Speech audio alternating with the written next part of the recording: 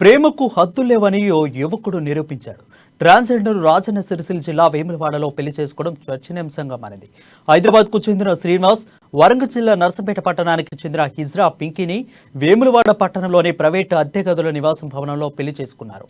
ఇద్దరికి ఒకే ప్రాంతం కాగా ఒకరినొకరు ఇష్టపడుతూ గత 3 సంవత్సరాలుగా హైదరాబాద్లో నివాసం ఉంటున్నారు. అయితే వీరి పెళ్లికి పెద్దలు ఒప్పుకోకపోవడంతో వేములవాడకు వచ్చి పెళ్లి చేసుకుంటున్నట్లుగా వారు తెలిపారు.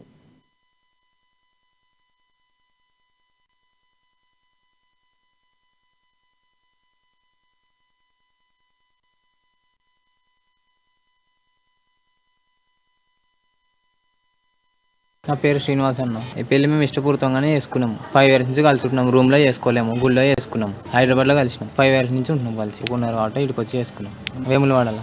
నా పేరు పింకీ. మేమిద్దరం 5 సంవత్సరాల నుంచి కలిసి ఉంటున్నాం. ఒకరినొకరు ఇష్టపడ్డాం, కలిసి ఉందామని పెళ్లి చేసుకుందాం అనుకున్నాం. వేములవాడ టెంపుల్లో చేసుకున్నాం. ఇంట్లో వాళ్ళు కూడా అందరు ఒప్పుకున్నారు.